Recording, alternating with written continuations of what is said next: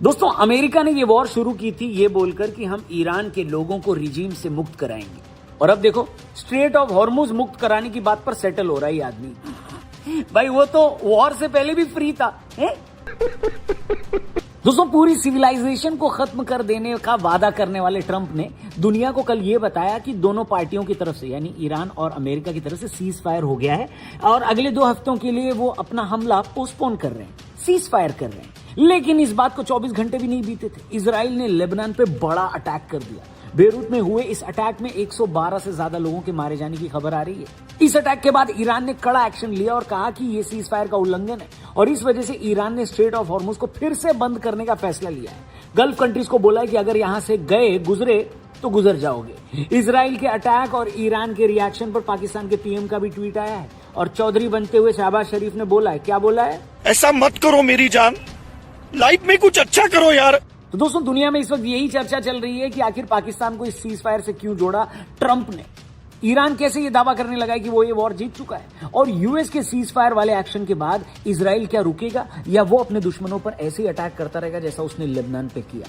इसके बारे में इस वीडियो में बात करेंगे, चलिए शुरू करते हैं। IRGC saying it intercepted an advanced drone over the Fars province hours after the ceasefire took effect. Strait of Hormuz has been shut. The Iranian Navy has sent notifications to ships. दोस्तों, कई experts की माने तो ये जो cease fire का फैसला है ये ट्रंप का मायावी जाल है। सुनने में अच्छा लगता है ये बात, लेकिन गहराई में देखने पर ये कुछ अलग ही दिखता है। ये एक पॉलिटिकल पैंतरा दिखता है। कैसे? देखो, हमने आपको पहले ही बोला था कि वॉर हो रही थी या नहीं हो रही थी। अगर हो रही थी तो उस वॉर से अमेरिका को क्या मिला? यूएस सेनेटर क्रिस मर्फी ने लाइव टीवी पर बोल दिया कि ट्रंप हर दूसरी बात पर झूठ बोलते हैं। जिस स्ट्रेट ऑफ हॉर्मुज पर ईरान का कंट्रोल वॉर से पहले नहीं था, वो इस सीज फायर में ट्रंप ने उनको दे दिया। ये क्या है भाई साहब? उनके न्यूक्लियर एनरिचमेंट पर भी रोक न लगाने की बात ट्रंप ने मान ली। वहीं उनको हुए नुकसान के कॉम्पेंसेशन के लिए भी ट्रंप राजी हो गए। एग्जैक्टली यही वो इंपॉर्टेंट शर्तें थी जो ईरान ने 10 दिन पहले भी बोला था। अब ऐसे में अमेरिका की जीत कैसे हो गई बताइए? वहीं अमेरिका जिस रिजीम चेंज की बात करता आ रहा था वो भी तो नहीं हुआ। भाई, आपने लीडर को मारा लेकिन सरकार तो अभी भी वही है। तो फिर क्या टारगेट अचीव कर लिया आपने, बताइए? साथ ही दोस्तों, ट्रंप ने जब भी इस वॉर से जुड़ी कुछ चीजें ट्वीट की है या कुछ बड़ी अनाउंसमेंट की है, वो तभी की है जब यूएस का मार्केट या तो क्लोज होने वाला हो या ओपन होने वाला हो। मार्केट एक्सपर्ट्स का कहना है कि ये ट्रंप की चाल थी ताकि वो अपनी बातों से पूरी दुनिया का मार्केट मैनिपुलेट कर सके, लोगों और इन्वेस्टर्स के इमोशंस के साथ खिलवाड़ करके बाय और सेल के खेल को बढ़िया से सेट कर सकें ट्रंप, ताकि अमेरिकन कंपनियों को प्रॉफिट हो सके ज्यादा से ज्यादा। अभी आप उनके सिविलाइजेशन विल डाई टुडे वाले पोस्ट को देखो। पूरी दुनिया का मार्केट उस टाइम किसी अनहोनी के डर से अनस्टेबल था और उसी टाइम अमेरिकन मार्केट में कई सारे बायर्स अपने शेयर्स के गिरने का वेट कर रहे थे ताकि उस प्राइस पर शेयर्स को खरीद लें। और आज देखिए, जब ये सीज फायर हुआ है तो ग्लोबल मार्केट हरियाली से भर चुका है। फायदा किसका हुआ? डोनाल्ड भाई का, है कि नहीं? साथ ही ट्रंप को 2 हफ्ते पहले ही पता चल चुका था कि इस वॉर को वो बिना नुकसान या ग्लोबल रिसेशन के बिना इसको जीत नहीं पाएंगे। यही कारण है कि ट्रंप ने इस वॉर से भागने की ठान ली, लेकिन उसका रास्ता कुछ अलग निकाला। पहले उन्होंने ऐसी थ्रेट दी जैसे कि हम वर्ल्ड वॉर 3 की तरफ बढ़ रहे हैं, और फिर अचानक से सीज फायर पर अग्री कर जाना, वो सीज फायर जो 10 दिन पहले से ही पेंडिंग था है? इसी के साथ ही नेगोशिएशन का रास्ता पाकिस्तान से निकालना, जहां ईरान ने 2 दिन पहले ही मना कर दिया था कि भाई पाकिस्तान से हम किसी भी तरीके का मीडिएशन नहीं चाहते और ना पाकिस्तान को हम कुछ मानते हैं। ऐसा ट्रंप ने क्यों किया? इसलिए ताकि साउथ एशिया में इंडिया और चाइना जैसे देशों को नीचा दिखाया जा सके। आप खुद ही सोचिए कि एक ऐसा देश पाकिस्तान जिससे खुद के अपने कर्जे नहीं चुकते हों, वो 2 देशों के बीच में नेगोशिएशन करवाएगा, बताइए? क्या ट्रंप ने गेम क्यों खेला? ईरान इजराइल अमेरिका वॉर में अब आगे क्या होगा? धुरंधर 2 के ऊपर जो कंट्रोवर्सीज हुई है उस पर क्या कहना है? और अननोन गनमैन और कितने लोगों को ठोकेगा? इन सारे सब्जेक्ट पर हमने लकी बिश से बात करी, जो कि फॉर्मर एजेंट, स्पाई और स्नाइपर थे।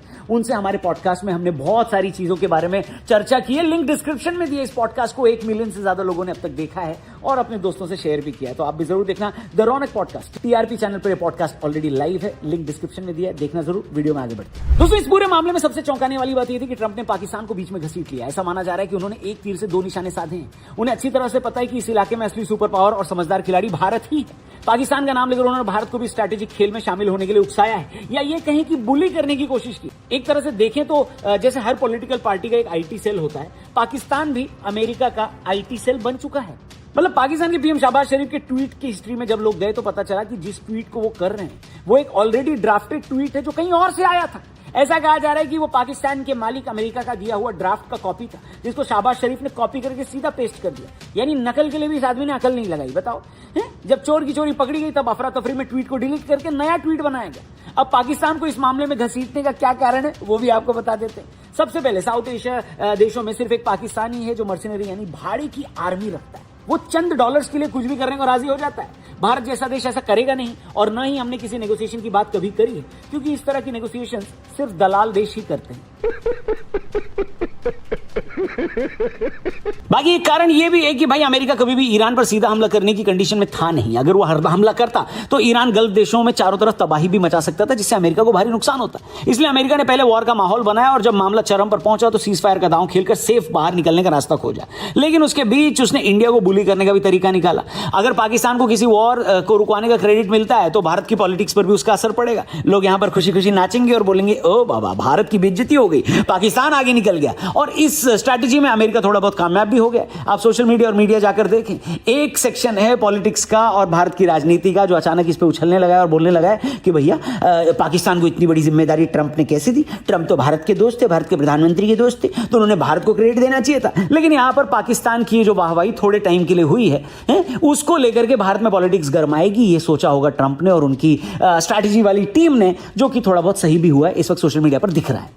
लेकिन ट्रंप और उनकी स्ट्रैटेजी बनाने वाले ये जानते हैं कि अगर पाकिस्तान को यहां पर घसीटा गया तो एटलीस्ट एशियन कंट्री में, चाहे वो भारत हो, रशिया हो या चाइना हो, थोड़ी बहुत उथल पुथल होगी और भारत में थोड़ा जो राजनीतिक माहौल है वो थोड़ा गर्मा जाएगा, जो कि गर्मा गया है कि नहीं? इसलिए शायद अमेरिका ने किया, ऐसे एक्सपर्ट्स बोल रहे हैं। लेकिन दोस्तों वहीं दूसरी तरफ ईरान इस पूरे एपिसोड को अपनी जीत मान रहा है और इस जीत के जश्न की तरह इसे मना रहा है। लाखों लोग ईरान में सड़कों पर आकर जश्न मना रहे हैं, सेलिब्रेट कर रहे हैं। उनके हिसाब से एक नॉन न्यूक्लियर पावर ईरान ने अमेरिका जैसे सुपर पावर को हरा दिया। ईरान इस समय अपनी जीत का जश्न मना रहा है। उनका मानना है कि इस डिप्लोमेटिक स्ट्रगल में अमेरिका की हार हुई है। ईरानी मीडिया, वहां के एक्सपर्ट्स और फॉरेन मिनिस्ट्री लगातार ऐसे बयान और मीम्स शेयर कर रहे हैं जो कि अमेरिका की कंडीशन पर सटायर करते हैं। ईरान इसे अपनी एक बड़ी स्ट्रैटेजिक बढ़त के रूप में देख रहा है। अब देखिए ऐसा हुआ या नहीं इसका अंदाजा आप खुद लगाइए। बस कुछ भी अंदाजा लगाने से पहले इन बातों को ध्यान से देखिए। सबसे पहली बात, ईरान ने इस वॉर में क्या पाया? उसने न सिर्फ अपनी रिजीम बचाए रखी बल्कि स्ट्रेट ऑफ हॉर्मुज पर लीगली एक कंट्रोल भी पा लिया, जो सीज फायर की शर्तों में से एक थी।